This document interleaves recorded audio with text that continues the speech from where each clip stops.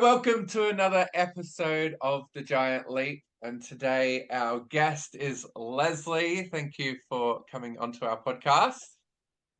Fabulous. Lovely to be here. Nice to see you guys. How are you?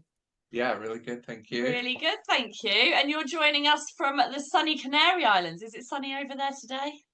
It is. I'm just looking at the temperature on my computer. It's about 27 degrees as we speak, which is Oh my gosh. We're jealous perfect. it's pouring Yeah, rain now. Yeah. We're in the middle of some kind of awful storm. It's absolutely terrible. But yeah, very envious right now of where you are. I get you. I get you. We'd like to start off by finding out a little bit about you. So give us a bit more information about who you are, what you do, and where you live.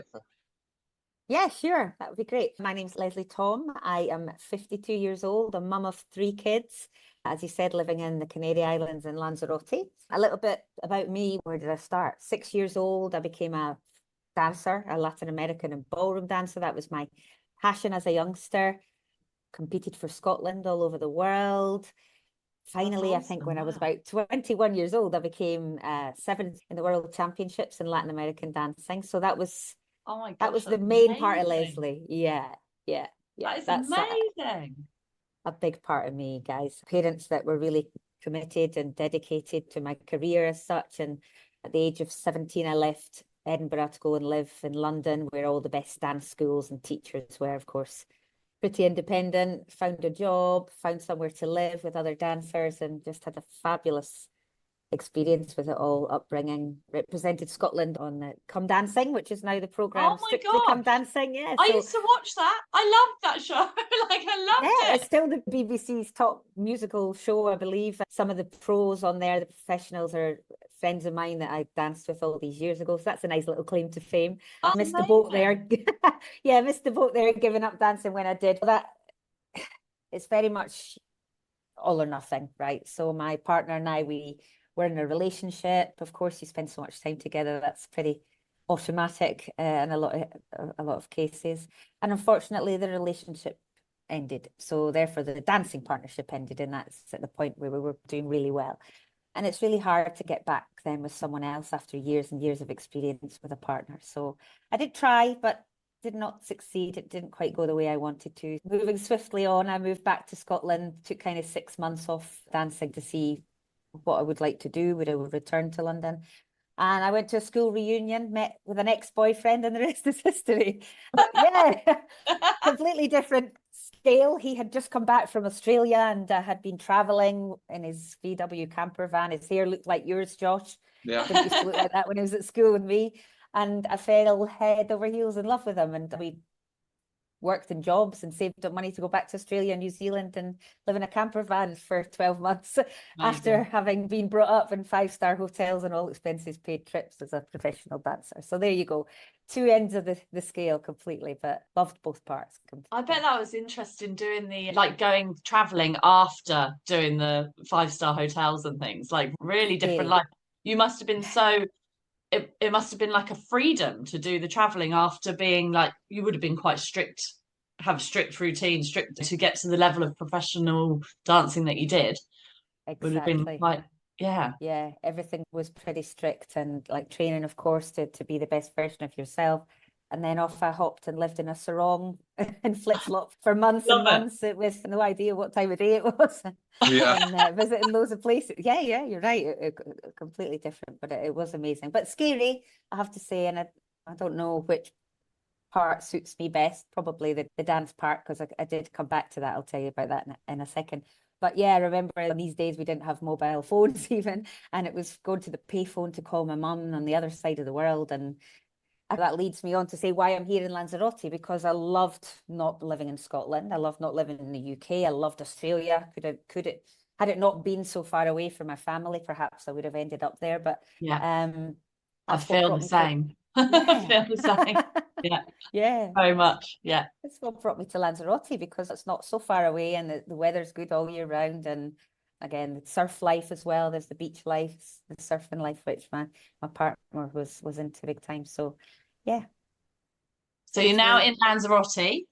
Yeah, take us to the bit like when you got to Lanzarote, what did you first do to earn your way, and then how did that transfer through to now what you're What I doing do is now. high Yeah. ticket So that sales? was, yeah, sure. That was 22 years ago. I've always been into sales. When I worked in the UK, it was gas, electricity, insurance companies, photography, things like that. But over here in Lanzarote, there's not so much opportunity to do that kind of thing if you don't speak the language. And of course, I didn't speak the language. My ex's family, my partner's family at the time, they were in the pub industry, so bar, restaurant, perfect opportunity. We've pulled pints all our life kind of thing to just, first of all, we started to look for our own place. It took us a while to get that, maybe 6 months to a year, to find out which location, one that would make money, and yeah, it was all fun. So yeah, we had a restaurant with 33 tables, live music, football, typical expat for the Brit abroad, kind of, and for a while. And you got to an age where we're ready to grow a family, have a family. 2 years in, so had our first child 19 years ago. And then I think, well, the crisis, 2008. Okay, so second child was born, economic crisis, and everything crashed over here in Lanzarote with regards to hotels going all inclusive, and that affected the bar trade and things like that. And along came this thing called... I guess that would, wouldn't it? Because you've got, everyone going all inclusive. You're just going to drink and eat in your own resorts. And it is actually still quite cheap to get an all inclusive package for the Canary Islands. It still is. It made no sense for us. We thought about it when we went to Malta, and we're like, we don't drink or anything, and we don't really overeat, and we see people with the all-inclusive, and they're like, we got to get as much food, and we're waking up first thing in the morning, I'm getting a drink because we're paid for that. Yeah, it was, we did it. We went all inclusive in Malta, and we were just like, what are we doing? Like, why are we doing this? Oh, actually awful. We don't eat half the food because we're vegan. So we literally don't eat anything. So we had to eat like a bit of cucumber. No, that for you guys certainly doesn't make sense. But even for the normal, unless you drink a lot, you get your money's worth kind of thing. But it really is really pretty awful. But yeah, that kind of ebbs and flows with that kind of thing happening over here, depending on what sort of tourists are coming. But I'm a great believer in the law of attraction and things happening for a reason. And when my restaurant started to lose money every day, you start to search for another income stream. And again, this is the reason why I'm in high ticket sales. But the gap in between there, along came Zumba fitness, which is Latin music to aerobic fitness, beautifully marketed. I have to say, there are a lot of that stuff that just comes and goes, but Zumba's still here. I think we're 25 years in now, so it was 10 years in when Zumba classes. I'm not brilliant at them, but I have done a few. Have you done one? No, I haven't done it. I've seen it on TV, I know, but oh, you should totally do it. I think you'd love it. Yeah, we would love it, especially with the hair, and it right up my street, all that shimmying and shaking. And you know, my brother's wife, she introduced me to it. They were still living in the UK at the time, and she says, Lesley, you've got to do Zumba. And I'm like, what the heck's that? It wasn't even in Spain, right? Which is crazy, because 80% of the music we use is Latino music, and it's just the way they market it. They left Spain till the last country, and here I am sitting in a Spanish island thinking. So I hopped on a plane, went back to the UK, found a course, did a couple of classes with my sister-in-law's teacher, could do it with my eyes closed, being a professional. Came back, week later I was giving classes over here, and 100 people turned up to the first class. Oh wow. I was working 9 to 5 in a bar, losing about 300 euros a day every time I opened the door. And at €4 a head, with 100 people in the queuing in to get to my class, do the maths, right? Losing 300 every day. Okay, what am I going to do here? Just close the bar. There you go. Yeah. Sold the bar. I was the only instructor in the whole of Canary Islands. I was the first one. I was the second in Spain. Then the Big Brother version TV show, Big Brother Spanish version, came out on television, and my phone did not stop ringing. All the hotels, because they put a Zumba instructor in there one day, right? So it was this gorgeous Brazilian dancer, like 100% better than me. And suddenly everybody wanted to find a Zumba class in Spain, and they hadn't set up the classes before they did the publicity.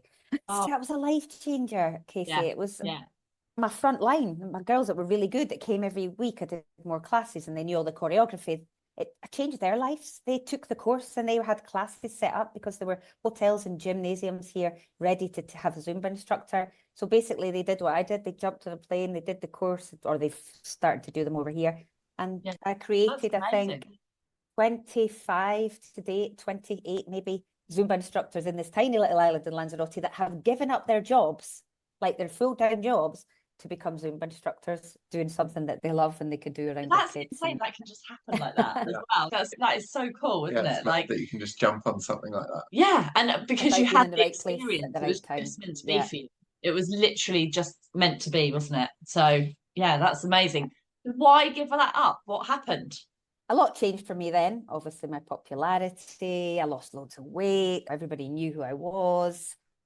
Ex wasn't so happy about. A not so happy relationship became one that just ended. So again, everything happens for a reason. We're great now. He still lives here. He's a fantastic father to our 2 kids.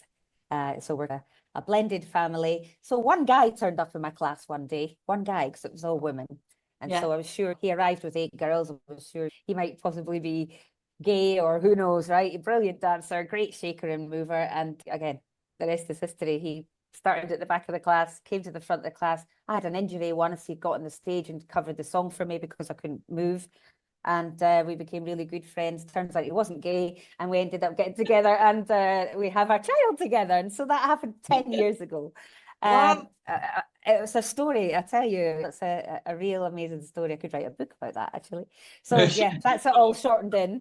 But here we go. So we had our baby, a bit of a surprise, quite a late baby. Like I say, he's 9, nearly 10, I'm 52. But a beautiful meaning to all of it. For him, it was his first child. He was like a father to my older 2. His parents are like grandparents to my older 2. So like when I say blended family, we were so lucky to have numerous grandparents, and my parents live here, and my brother and so on. So we're really a large family living over here, and I think it's amazing. But he took over, he did the course as well. He took over the classes when I was heavily pregnant and when the baby was born, and it became more his passion than mine. He took over, and we kept going as a couple for a while, but then the popularities died a little bit, and there are more and more Zumba instructors here now, and less people in our classes than we had initially. And I think life just takes a little curveball. And then the pandemic, here we go, pandemic. I was still doing my Zumba classes. Everybody's lives, like really everyone. Yeah. We transitioned our classes online. We were one of the first to do it in Spain. Twitch, I think, was the platform we used at the time, which was awful. And nobody could do this, right? There wasn't even Zoom. There was Skype, and Zumba wouldn't let you do it on Facebook because of copyright and all that kind of stuff. So we figured it out. Only happened in the pandemic, didn't it? Yeah. Was it like it wasn't really a thing before. Companies just picked it up and it became the meeting place for people to meet online. Yeah. Massive. Yeah.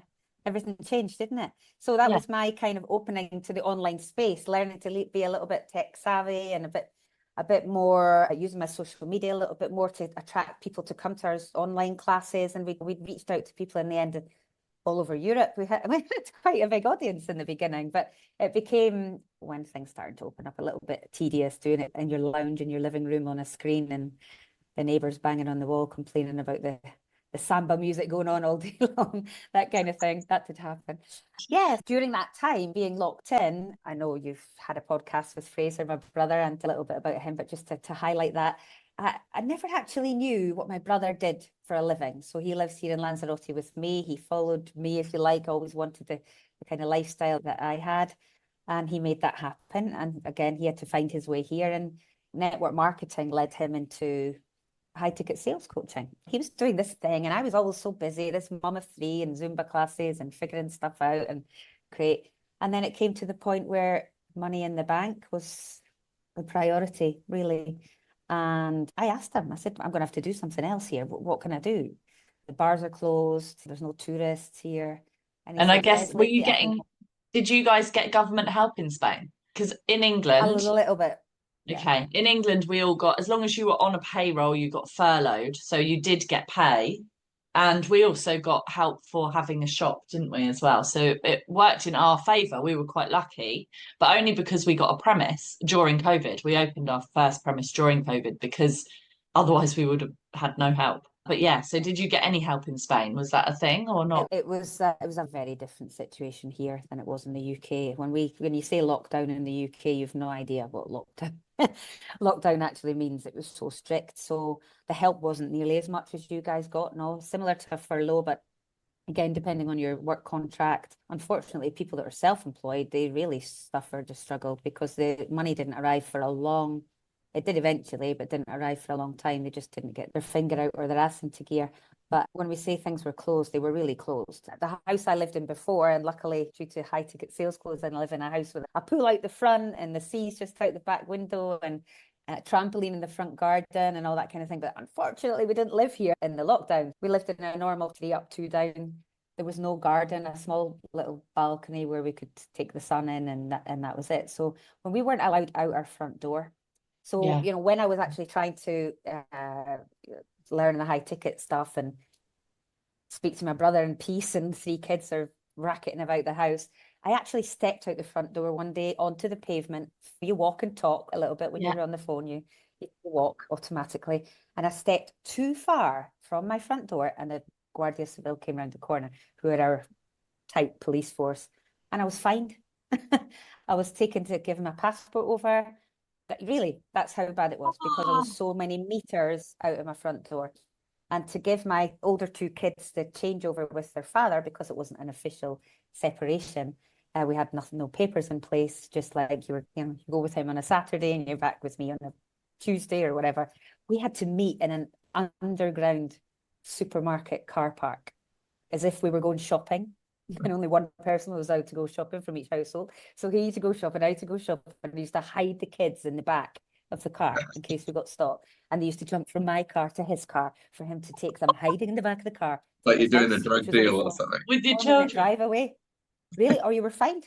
You were fined by the police. That's Oh. how bad it Oh my gosh, that is insane. And when it did open up, the old people were allowed out for a walk for an hour, and then they had to get back indoors, and the police were all everywhere. And then the young kids were allowed out to play for an hour, like in the nearest park. And then they had to be back in. It was almost like the sirens going off wartime. That's how strict it was. And apart from that, you weren't allowed. They couldn't have done it that strict here. They couldn't. It was still strict. You were only allowed out for 1 hour a day, but we'd go out for 3 hours. We'd go out for an hour, You guys, and then another hour, and then another hour. So there's no control, was there? We were petrified, and our police carry guns, right? So not that they would have used them, but it really there was tight control. So what was the time frame like from when you started learning high ticket sales until you were put on a team and started making some money out of it? So yeah, pretty quickly, the online space exploded, right? From March 2020, 14th of March 2020, it was here, I'm sure. And then everybody was bored and at home and online. And that's when my brother said, Lesley, you'd be really good at what I do. You'd be really good at it. I've never asked you, you've never looked at it. So he started to send me some stuff, videos, recordings of coaching sessions, of role plays, of the people that he's currently had working for him and his team, for a network marketing guy at the time who absolutely exploded because so many people were looking for extra income. Network marketing, whether it be products or a little bit of trading or gain that extra monthly income, absolutely boomed. And then imagine your Avon lady who's used to walking around the streets with her catalogs and getting her orders in, and she's 65 and she's not got a clue how to transition her business onto Facebook so that she can still reach her customers. She can no longer go door knocking, and that kind of network marketing. This guy that my brother had as a client just exploded. So urgently more high ticket sales closers to be part of that team. And I just got my head down, learned how to do it. And I think the answer, Josh, to your question is that probably within a week, I was on that team and just thrown in at the deep end. Nothing like you guys are learning right now.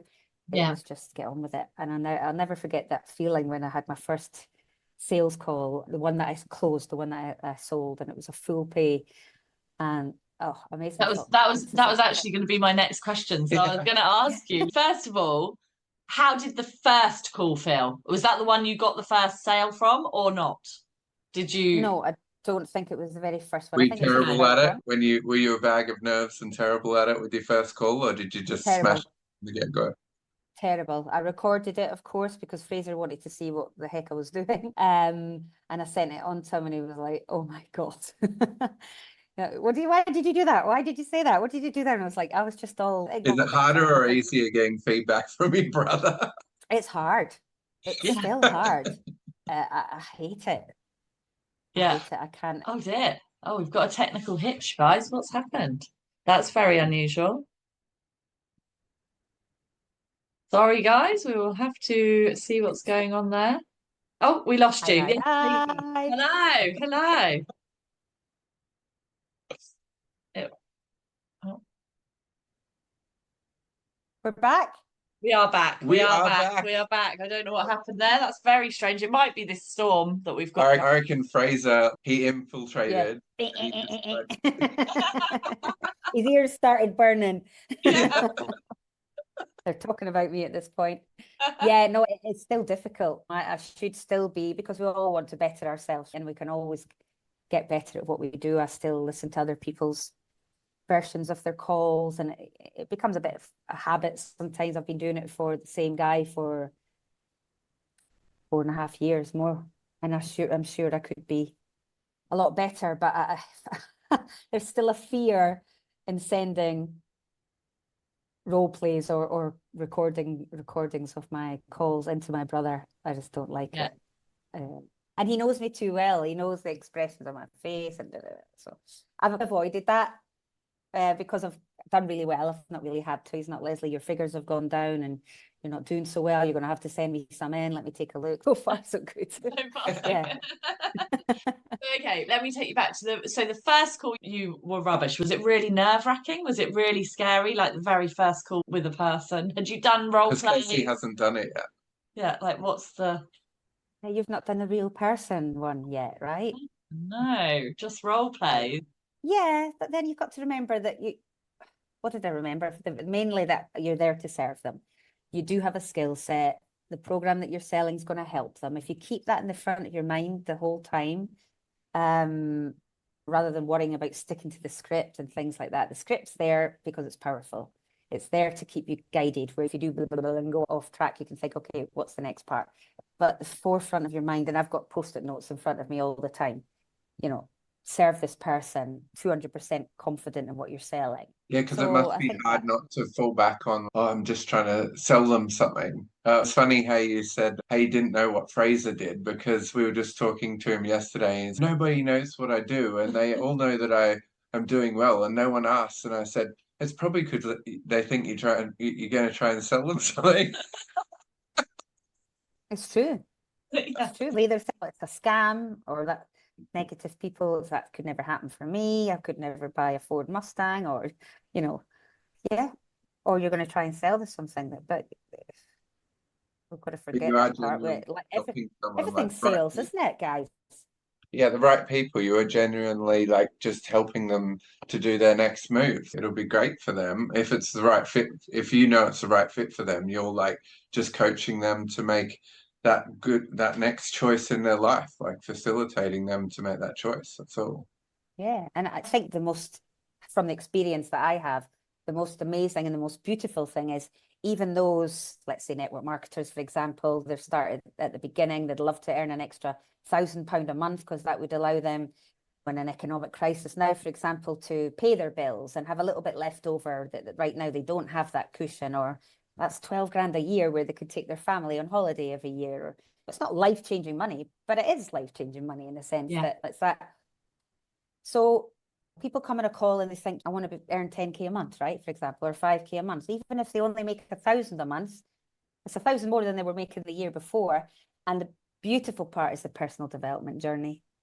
So many people, from the feedback that I get, because I speak to these people 11 months in, right? To talk to them, how was the program? How's your business? Would you like to renew? Obviously, there's incentives for that, a discount for loyalty and things like that. And many people get more success in their second year because they've built a consistency muscle, or they're less overwhelmed or whatever. But that's the sort of feedback we get. And so many people will do it for a second year. Then you've done the right thing by them. You've got the justice there. Okay, Lesley, I haven't made 5k a month yet, but I will, because I'm making 1,000 a month now. And my husband thinks I'm a better mother and wife and my kids There's become a other better mother, things that that kind they of thing. get out of the programs, isn't there? Definitely, for sure. For us, Lloyd's course did so much for us, other than it didn't make us Learn millionaires. about money. But as business owners, we became business owners. We didn't really think of ourselves as like professional people, did we? No. But from doing that course, we actually became professional people who knew our roles and knew what we did and learned so much more. But also that high accountability changed things, like even our relationship. Like I stopped smoking weed and stopped drinking alcohol. I don't do any of that stuff, and which Really? relationship. It's And just that happened from the program that you joined? yeah. It's a financial program. Yeah, just so much more accountability as people. And yeah, because you have a spreadsheet, right? You write down what you're spending money on, Yeah. and X and Y and Z is going out and things that would be better going over to. Yeah. But also being part of a group, you want to do as well, if not better. Like you want to stay up at the level or go to the next level, and you're constantly meeting each week with those people and seeing what they're doing, what their wins are. So you're like, I want to do something cool. So it's really important. Yeah, so these Coaching things do programs, these mentorship coaches programs. do make a huge difference in people's lives, and it's cool that you guys as a job get to just help people be a part of that. Change their That lives. has changed my life and our life together. So Yeah, but mentorship, everybody needs a mentor. If I wanted to be a world champion dancer, I'm not going to do that by myself. I invested a lot of money in having the right coach. One of them was Shirley, who's the head judge on Strictly Come Dancing right now. So life is all about that. We can join a gym, but we need the accountability, because you go for the first week and then you stop going, or you stay on a fitness app or a stop smoking app to get or read a book. But the accountability and the one-to-one mentorship, I think, is vital for a lot of people, because it's the biggest part that's missing from them is the accountability. And I love the fact that I can stay connected with the people that I coach. I'm not their mentor, but I am in the outset, and then I continue because I'm going to speak to them again 11 months in. And I want them to get the best opportunity, and I want them to renew, obviously, because that's more commission and more money in my pocket. So it's all connected. So I will friend request them on Instagram or on Facebook and say, I'm not the one that can help you with these things, but if for any reason you need me, message me, I'll reply, I'll give you the right person, I'll take your hand, hold your hand and show you where you need to go. And I think it's an amazing. Yeah, that's part. really. And then you get to know them as well. What was it like to make your first sale? Tell us about that. So making the very first sale, how did it feel? You just believe that you can make it happen, because until I think you do that, yeah, okay, I'll go get my credit card. You're like, I did it. yeah. Same with anything, right? Yeah. That kind of feeling, I thought, wow. And then I celebrated, of course, and I thought, imagine if I could do that every day. And then you start imagining what your bank account would look like if you did that every day. And then change the word if to when. And it just becomes the norm, right? And not just the freedom in that, like you could do that from anywhere. That's so cool. Most people have a fixed job that they go to 9 to 5. I think the amazing thing is you could just have a laptop anywhere, and as long as you've got a good internet connection, you're ready to, make that money. I'm totally freaking out about how to take a payment, because I haven't done that bit of the training, because I'm not at that point. I just want to nail the call. And then I'm like, actually, if I get a call and then they want to take a payment, I don't know how to do that. You just say MasterCard or Visa. Then there's like a thing. You actually have to take the payment through a case scenario. You just say, oh, something's happened, it's crashed, back office. Give me your card details and your number. Let's connect on WhatsApp. And I'll process it when it's back up again. If you can't earn that, it's easy. Yeah, that's the bit. You've already sold it. I just wanted to acknowledge that from what I can see, I don't get to join your calls very often in the academy and stuff, but from what I can see, Lesley, you're pretty influential and you're a huge help with progressing people and guiding people. And when you did your role play with Cacey, I know for her it was like a massive thing, and your knowledge is amazing. And so you're like a mentor to Cacey, which has been really cool to see. Yeah, it's to give up your time for me for that hour was so lovely, because I just felt really honoured, maybe is the right word, that you Don't do be that silly. for me and help me so much, because it's a massive help to do the calls with with coaches that have got experience. You and Mel have both done it for me, and I'm really privileged for that, I think, because I get great feedback from you both, and like really honest feedback as well. And that's really helped me grow. So yes, thank you. You're welcome. You're welcome. I'm always there for everybody, but I haven't done it for everyone, to be honest. But there's something in you, Cacey, that really shines, completely Thank you. shines. You're just, you'll nail this. You'll nail this. You'll be, when spaces open up, you'll hopefully be the next one on a coaching team, because you're that girl. You're showing up every day. You're committed. Your energy's great, and I think you're going to be amazing. Thank you People very draw much.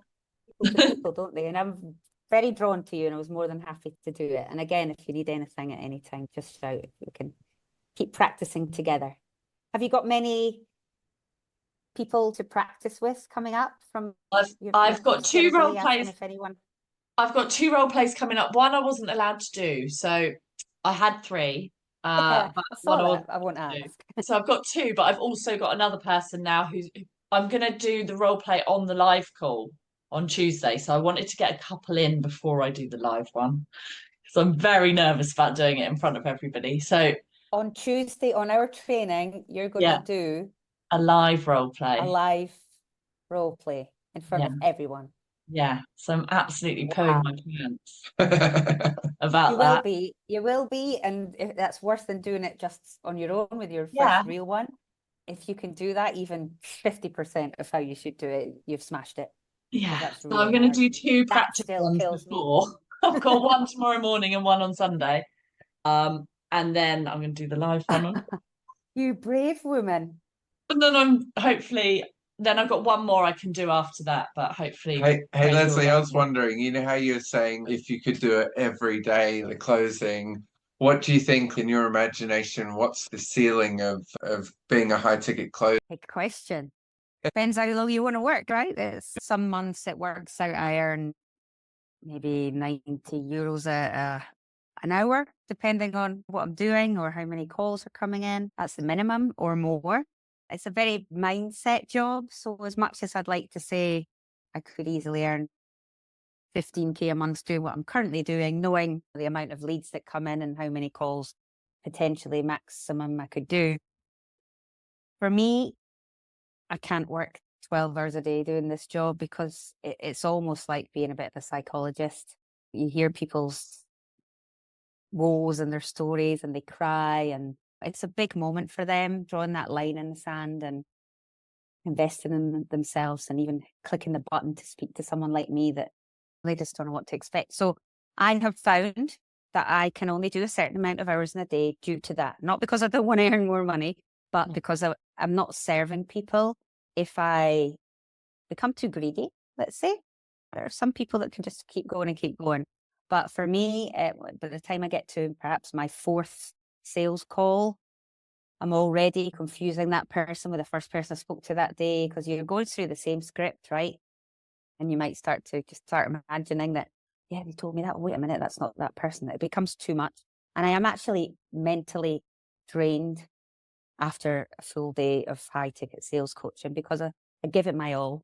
So, Yeah. that wasn't your question, but it leads to saying I've had $20,000 months on months where the team that I'm on have had big exposure, promotions, events, where people are just sitting there with a credit card in their hand ready to join because he's pitched it well enough and I've not really had to make them cry or take them on that journey.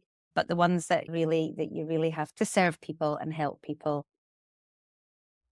An income for me, an average income is about 65,000 a year, working 25 to 30 hours maximum a week. And the hours that I choose when the kids are at school, no weekends, no nights. Take my laptop with me to Seville to visit my daughter while she's at uni, and I'm just staying in her little flat that she lives in. So like you say, laptop lifestyle. Pretty cool. I Yeah, I think use that. For me, that fulfills me. Yeah. That would be incredible for so many people, I think. And it's amazing Yeah. here because I think lots of people would think that when they get on a call like that, they think that the other person on the other end is just there and all they want to do is sell to get their commission. And that's how they jump into the call. And that's what puts why they might be off guard and a bit weird and stuff. But it's amazing to be enlightened by what you've said and hear that side of it, like that you do really care and it takes so much out of you because you're putting so much into them, and that's so much so that you can't actually do loads of it and just think of it as ticking a box and getting some money or something. Yeah, and I've done that because obviously our client has invested a lot to have these people come on our calendar, right? They're already a super fan of this person. They've already got their credit card out once to buy their book or join their workshop. And that's when the funnel opens up where they get, would you like to speak to one of the coaches? So they've already invested in themselves. They've clicked to book a call. They've had a first call to get to know me. So the know and trust thing is really important. And then they're on the second call. So they deserve my full attention. It can't just be that, oh, next. Because if you don't do our job properly, Cacey, we don't serve them well enough. Yeah. If we don't take them on that journey and show them what life will look like 12 months from now, if they don't change something, then we've not done our job properly. That's all it is. And if it's not for them, and it's not for them, and we still do it, we do our job properly and they still don't buy the program, I know I can't have done any better, and perhaps it's just not. Well, I've been on the other end of calls where I haven't bought the program, but the value that I've taken out of the call has been absolutely incredible. I've learned a lot just from doing the call. So I think for me, it's really important that you're there, like you've said loads of times, that you're there to serve them. So they've come there for a coaching call to help them find.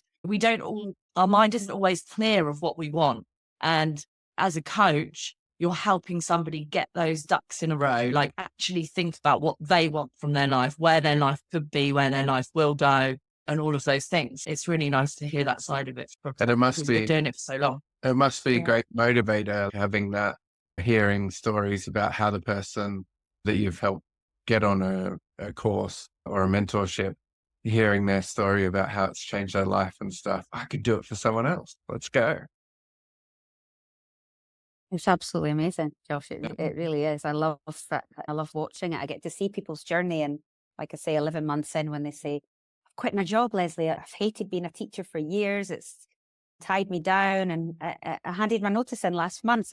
I've finally doubled my income so that I can leave that job and do this full time. You think, wow.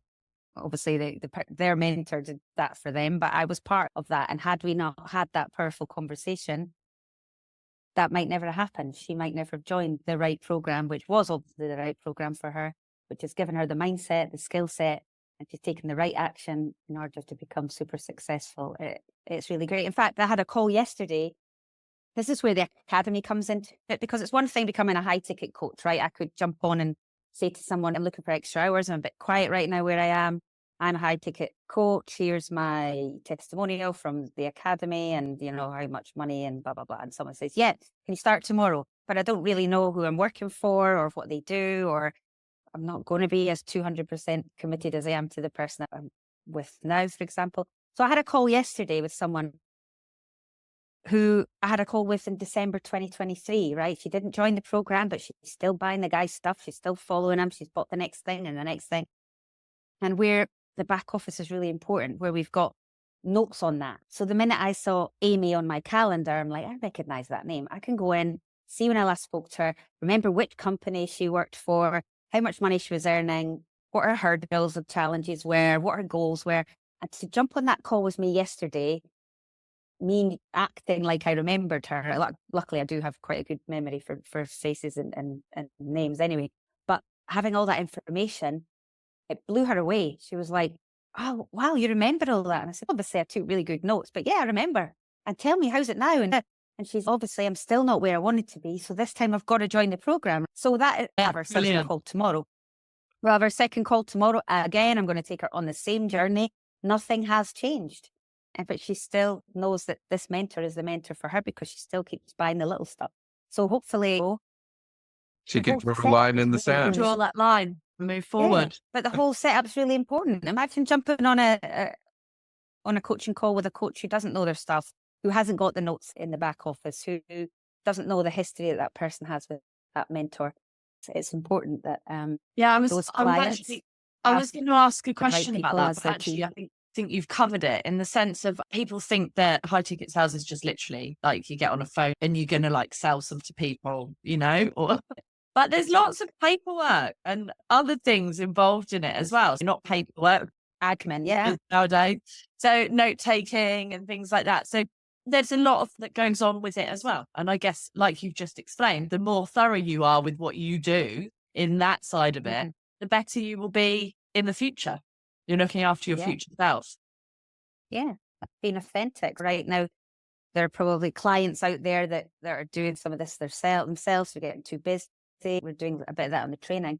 It's important that they find people like Fraser who have already all of that set up, right? They can just walk in to a client who's got a coaching program, who needs people like you and I to sell that program. And here you go. This is where we take the notes. This is where we do the follow-up. This is the calendar. This is how your Zoom's got to be. As a business owner, as a client with a program, I would love to have a team like ours, just taking the reins and knowing that, as we say, they could go on holiday for 2 weeks and come back, and every day there's ping ping in their back office that would be in their nice. Stripe account, and we're doing the work for them. And that's obviously we take our chunk, but because we're doing a good job. But yeah, it's amazing. That's why they have high ticket programs, because they can and do all that. It's great. just what if there was people, lots of our listeners will be people that are sat there on the fence, not sure what they want to do, thinking, oh, this sounds good, I don't know what to do. What would you say to those people that are in the same situation as you, that are mums, that tell us what you'd say to them?